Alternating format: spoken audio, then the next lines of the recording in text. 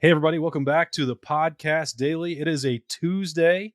It is August 23rd. We're almost through with the grind of this month, and it's almost time for football. I've been saying that probably for about 3 weeks, but it's actually starting to be true. That's Bill Landis. I am Austin Ward, and got an idea. First, Bill mentioned this the other day for an idea for the show. Guys who we aren't talking enough about, who need more attention on the Ohio State roster going into September 3rd to play meaningful roles. How meaningful? Well, we'll get into that. It depends on which player we're talking about. Berm took it one step further. He jumped in the snap judgments on Monday and said, hey, we're not talking about Julian Fleming enough. So the two of them combined planted the idea in my head that that's really a good idea for us to do. So that's what we're going to do today. I'm going to try very hard to. I'm going to talk about the offensive line, but I'm going to try to not start with the offensive line. Are you worried that you're just going to become an offensive line cliche or a caricature? Yes, I don't want to be. I'm pretty actually. If people follow me on Twitter, I'm pretty comfortable being a walking, talking cliche. So I'm comfortable swimming in those waters.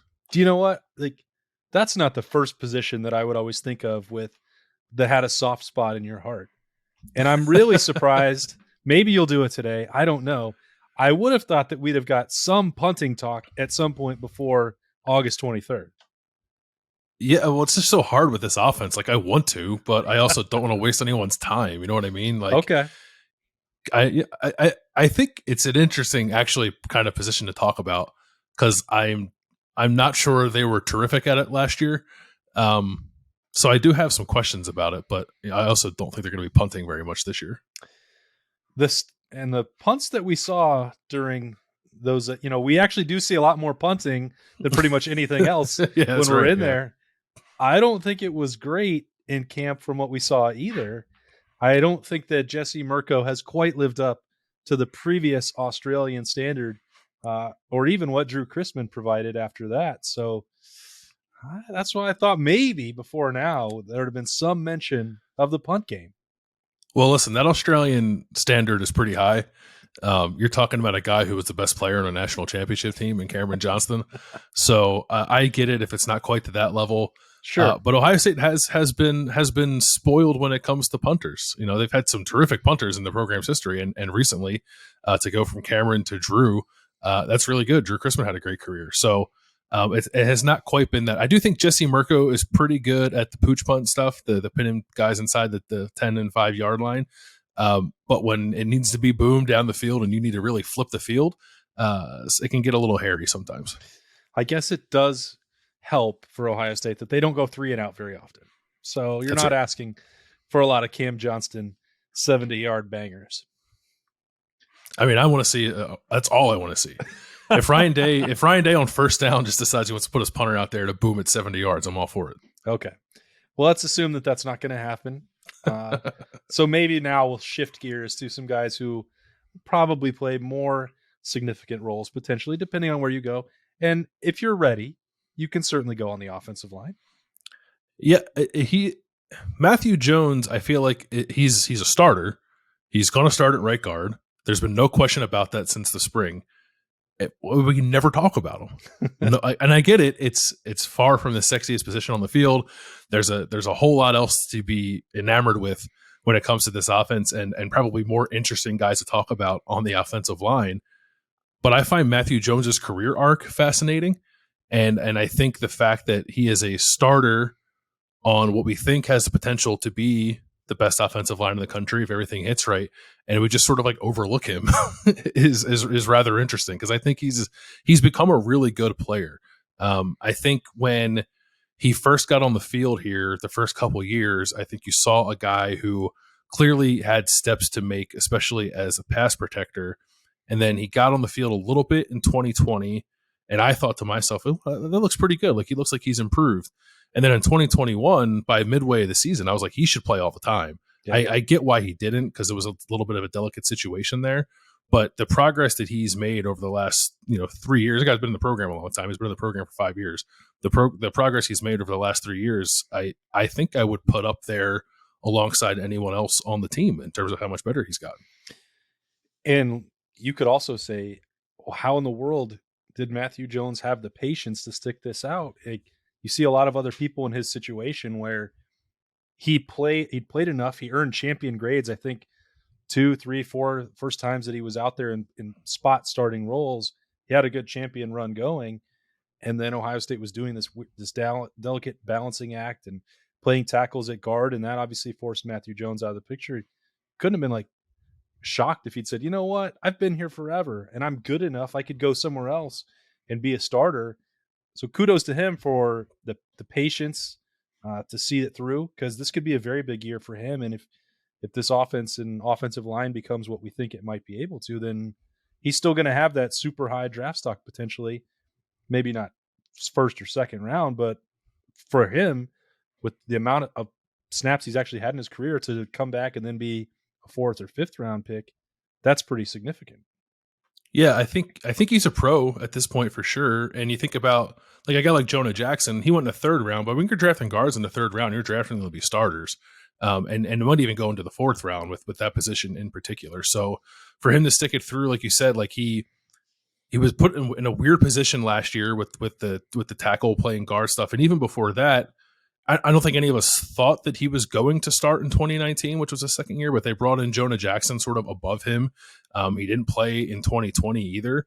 So this is a guy who would like at 4 or 5 different points along the way, if he would have left, you would have said like, okay, like I get it. It just doesn't look like it's in the cards for him here. But yeah, I think he's going to become, and there's been a few guys like this in the program, sort of the poster child for what you can get if you stick it out for 5 years. Yeah. I'm going to go offensive line adjacent and say that Mitch Rossi, outside of the actual tight end day that he talked, we're probably not mentioning him enough, for at least relative to how much Kevin Wilson and Ryan Day value what he can provide. And I think there's a tendency perhaps to focus on Joe Royer and G. Scott because of what they might mean to the passing attack. And that's fine. But if Cade Stover is clear-cut number 1 at tight end, which I think he is at this point for Ohio State, and Mitch Rossi is your best other, secondary or complementary blocker, and Ohio State still wants to keep the 2 tight end packages in the offense, well, to me, that says Mitch Rossi is going to probably play more snaps than Joe Royer and G. Scott. Maybe I'm wrong about that. I very well could be. But I think that potential is there. And I asked, both Kevin Wilson and Mitch Rossi about that, given what the play that sticks in my mind is not the blocking stuff. It's the catch and run in the Rose Bowl, where I was like, well, he can do that. And he didn't go to the sideline. If you remember that play, I don't know if it was Spider 2 wide banana or not, but it's that play action out in the flat. And rather than just take the first down and get to the sideline, Mitch Rossi cut that bad boy up to the middle of the field, he was ready to welcome more contact to turn that from a 10-yard gain into a 20-yard gain. And I'm not bringing any of this up to say that he's going to catch 10 or 15 balls in this offense, because he probably won't. But he might be in there for way more short yardage situations, a lot more key running situations, red zone situations, that he may have an edge over Joe Royer and G. Scott in that scenario. It wouldn't surprise me if that's the case. And we know that when Ohio State and Ryan Day had it really humming, and you had, whether that was a Luke Farrell and Jeremy Ruckert, or anybody else, those 1-2 punches and then a third tight end can sometimes help out as well.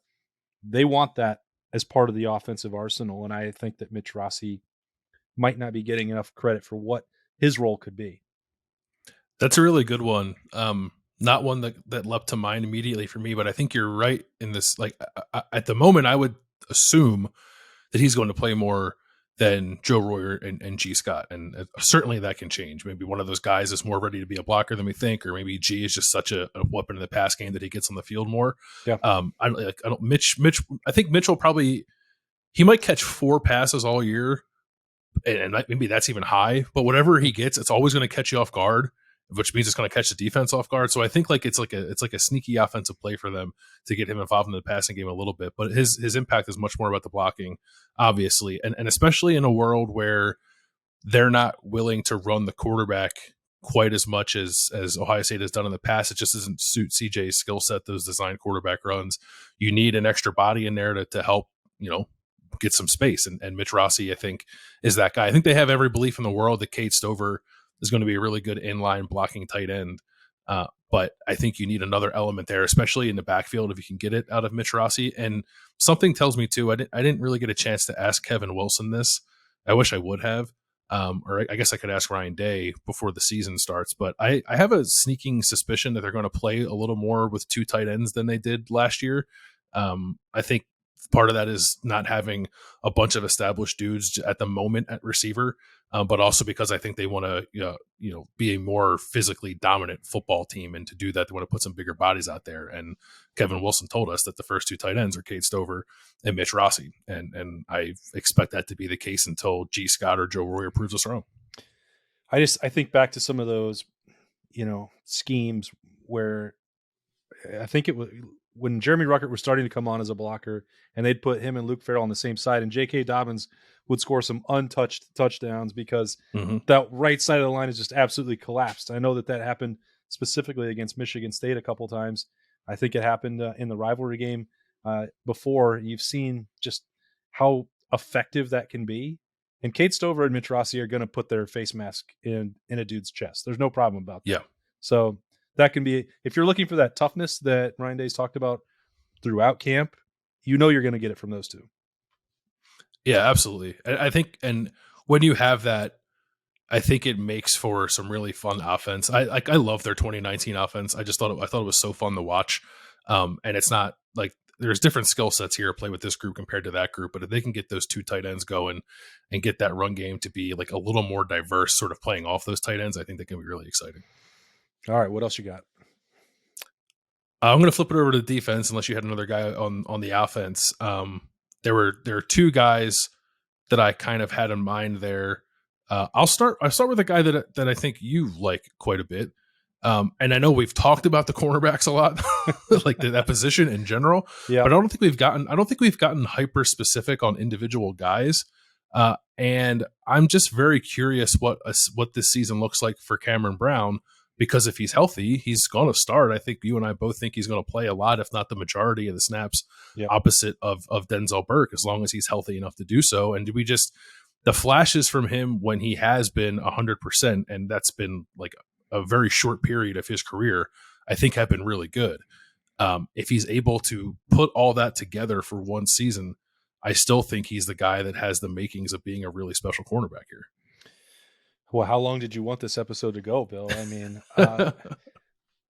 we talk a lot about another Cameron and his injuries, and justifiably so with Cam Bab, but Cameron Brown just cannot catch a break, and it's not isolated to one part of his body. It's been from his feet to the top of his head. And just when he was starting to get going again last year, coming off of one injury, he was hit with another and had lingering effects from a concussion in the middle of the season that slowed him down. And it's just, they mounted and mounted and mounted. And the debate for him, when he was out there were talent evaluators and scouts that were saying Cameron Brown has first round NFL draft cornerback ability.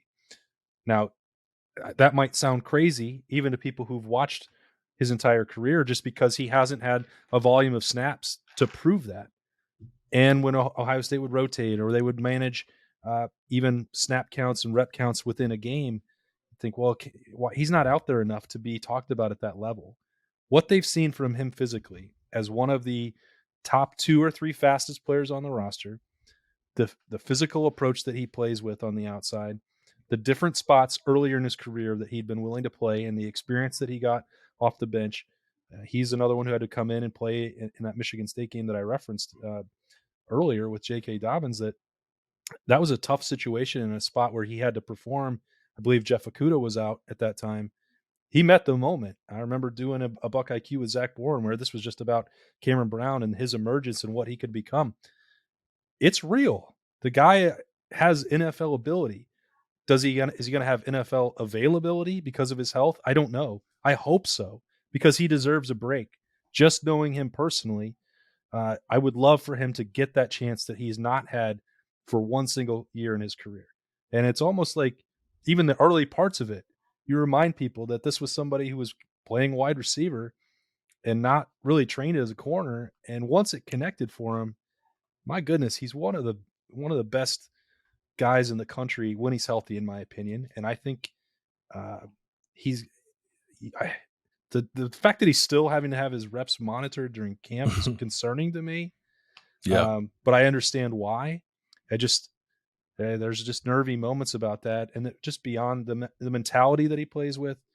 Bobby Carpenter talks all the time on Mondays about these wild cards. He was the only one with 11 Wolverines in his face and not backing down when their manhood was being challenged last November. Cameron Brown will not back down from that. So he's got some of that. I shouldn't say who, but I like those edgy. I like those edgy cornerbacks who aren't afraid of that moment, but in a different way than one of my other favorites. Anyway, that's Yeah. 7 minutes of Cam Brown conversation for you.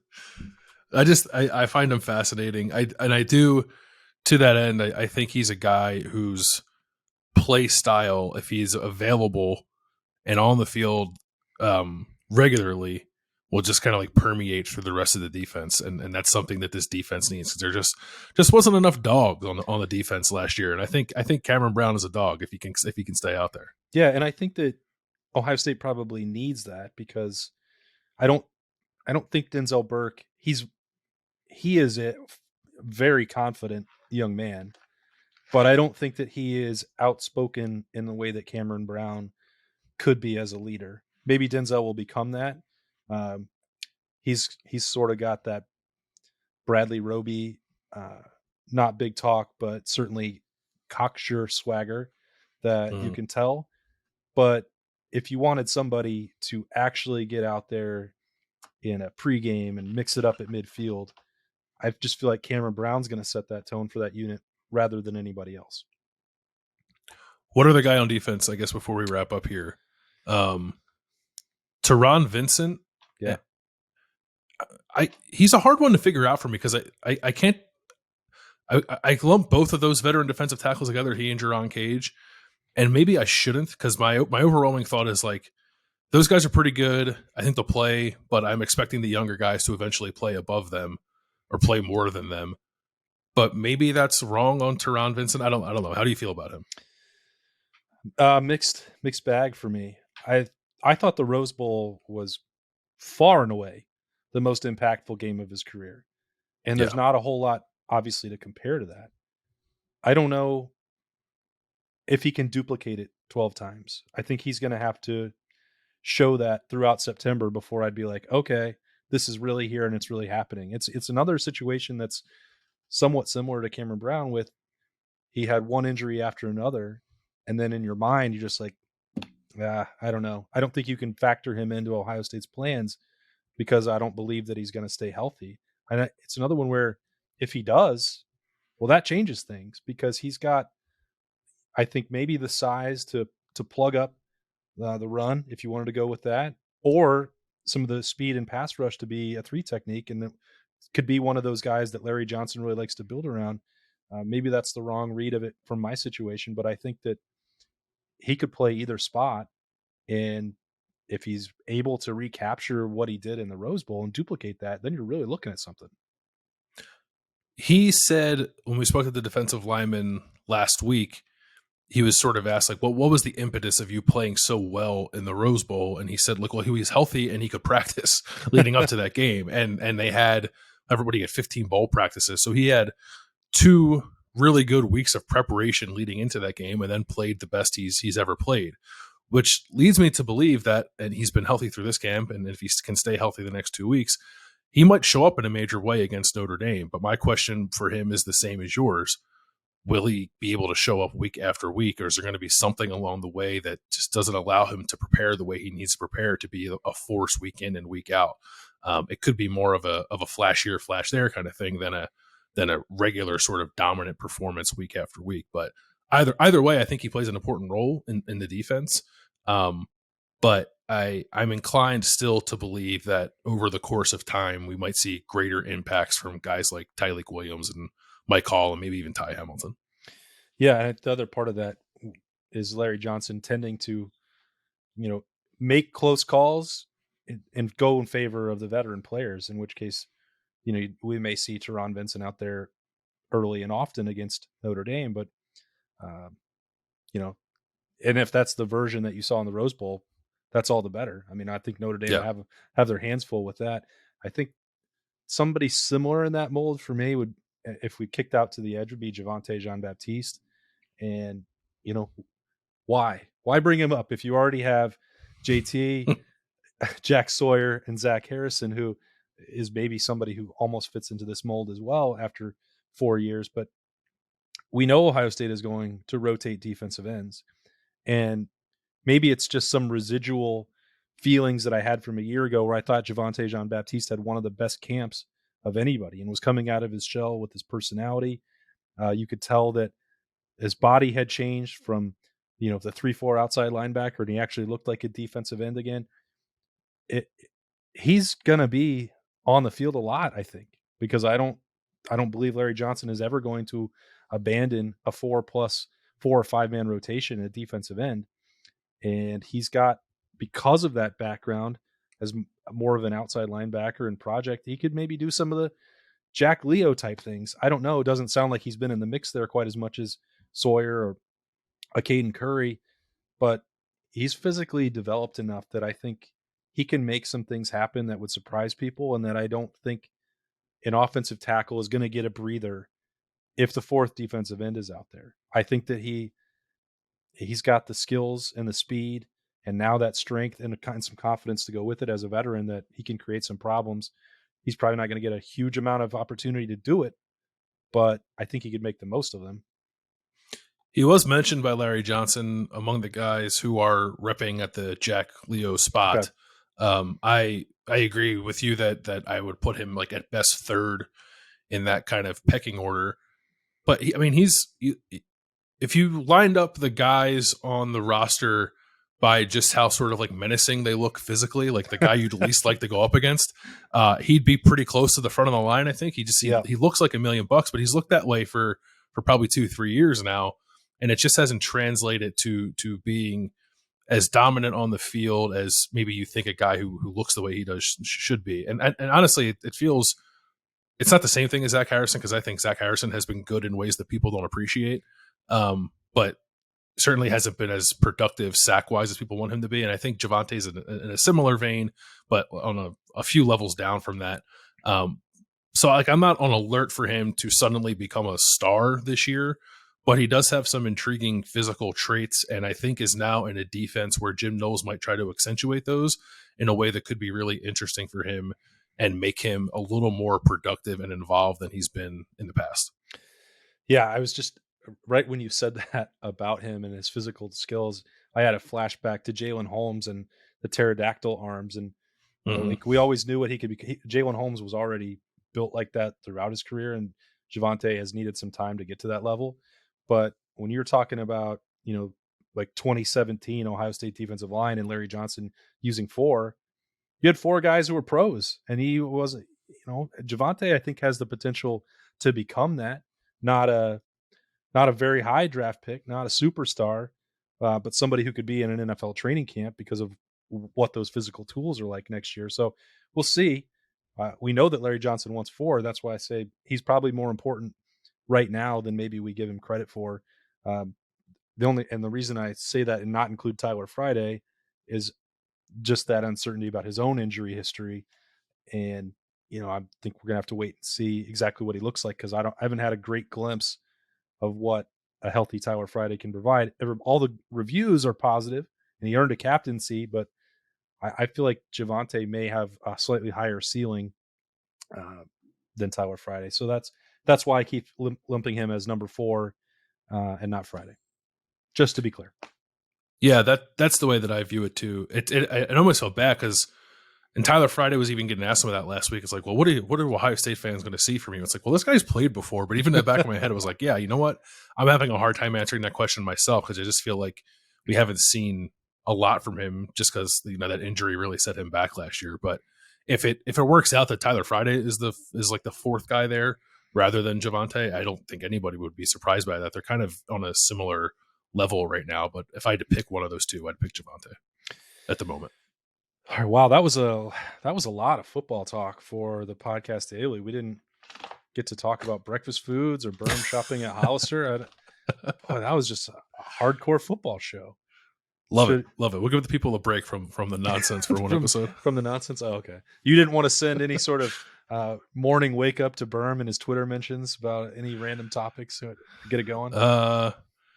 What is there's no like good Hollister emoji. I was going to say send them like just like spamming with like a t-shirt emoji is not that good. If everyone is Hollister the store that like they spray you with cologne when you walk in.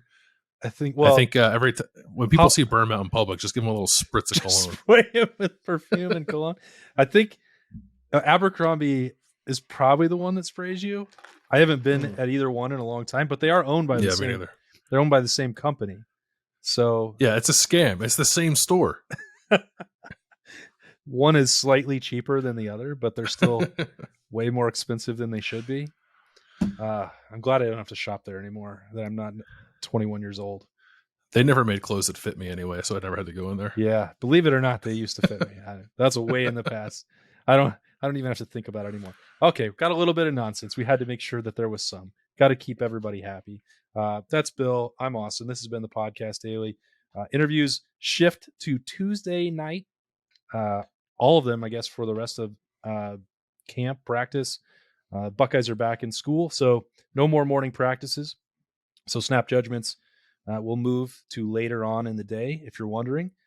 That's the new format. That'll just apply Tuesday and Wednesday of this week. Then no more media availability until next Tuesday when it is Notre Dame game week.